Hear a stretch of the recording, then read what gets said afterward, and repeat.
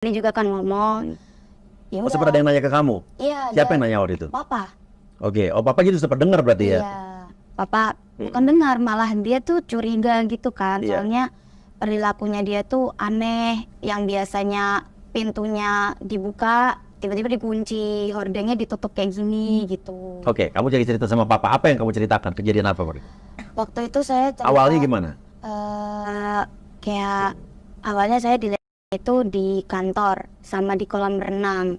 Saya sempat dapat pelecehan itu di bagian saya diraba, terus dipeluk sampai saya melakukan perlawanan berapa kali, sempat saya cap muka dia, sempat saya tendang.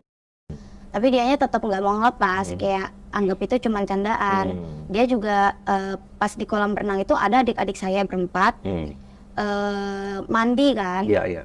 Mandi itu di luar, awalnya di pancuran. Tiba-tiba dia pindah ke kamar mandi alasan dengan pancurannya rusak. Ya udah kita mandi, karena kalau nggak ikut dia juga kan kita katanya nggak boleh renang lagi, diancamnya kan gitu kan. Mandi biasa, aku mau ngambil sabunnya itu mau pindah ke kamar mandi sebelah kan, gak dibolehin sama si pendetanya itu. Terus singkat cerita, saya juga cerita ke papa tentang dimana itu pada saat hari Jumat itu.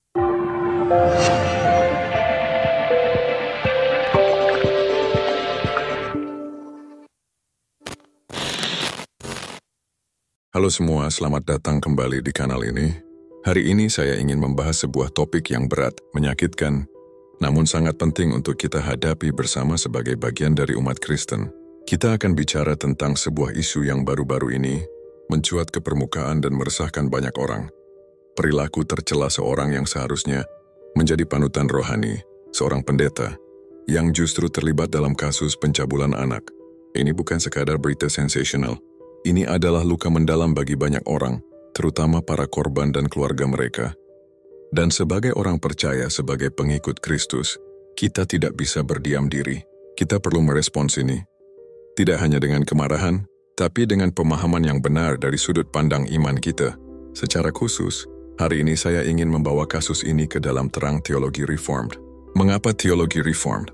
Karena teologi ini memberikan kita kerangka yang kokoh untuk memahami dosa, keadilan Allah, dan panggilan kita sebagai orang percaya, bahkan dalam menghadapi kebobrokan yang paling gelap sekalipun. Mari kita hadapi kenyataan pahit ini. Perilaku pencabulan, apalagi yang dilakukan oleh seorang pendeta terhadap anak-anak, adalah dosa yang sangat keji. Tidak ada pembenaran. Tidak ada toleransi untuk perbuatan semacam ini. Dalam teologi Reform, kita mengenal doktrin kerusakan total, total depravity. Ini bukan berarti manusia itu sejahat-jahatnya atau tidak bisa berbuat baik sama sekali. Melainkan, ini mengajarkan bahwa dosa telah merasuk ke dalam setiap aspek keberadaan manusia, pikiran, perasaan, kehendak, dan tubuh kita. Tidak ada bagian dari diri kita yang tidak terjamah oleh efek dosa. Seorang pendeta, meskipun telah dipanggil dan diurapi untuk melayani Tuhan, tetaplah manusia yang rentan terhadap dosa. Jubah keagamaan, gelar rohani, atau posisi dalam gereja tidak menjadikan seseorang kebal terhadap godaan dan kejatuhan dosa. Bahkan, justru disinilah letak bahayanya. Ketika seseorang yang memiliki otoritas rohani menyalahgunakan posisinya untuk kejahatan, kerusakan yang ditimbulkan bisa jadi lebih besar dan lebih merusak iman banyak orang. Perbuatan ini bukan hanya melanggar hukum manusia, tetapi juga melanggar hukum Allah yang kudus. Firman Tuhan sangat jelas mengecam segala bentuk kekerasan, apalagi terhadap yang lemah dan tak berdaya. Yesus sendiri berkata, "Barang siapa menyesatkan salah satu dari anak-anak kecil ini yang percaya kepadaku, lebih baik baginya jika sebuah batu kilangan digantungkan pada lehernya, lalu ia ditenggelamkan ke dalam laut yang dalam." Matius 18 ayat 6. Ini menunjukkan betapa seriusnya dosa ini di mata Tuhan. Dalam teologi Reform, kita sangat menekankan pentingnya otoritas dan akuntabilitas. Seorang pendeta menerima otoritas bukan dari dirinya sendiri, melainkan dari Kristus melalui gerejanya. Otoritas itu diberikan untuk melayani, untuk menggembalakan, dan untuk mengajarkan kebenaran, bukan untuk menguasai atau menyalahgunakan. Dan dengan otoritas itu datanglah tanggung jawab yang besar. Para pemimpin gereja haruslah orang-orang yang tidak bercacat, jujur, mampu memimpin diri dan keluarganya dengan baik, serta memiliki reputasi yang baik. 1 Timotius 3. Ketika seorang pendeta melanggar standar ini, apalagi dengan perbuatan keji seperti pencabulan, ia tidak hanya mencemarkan dirinya sendiri, tetapi juga nama Tuhan dan gerejanya.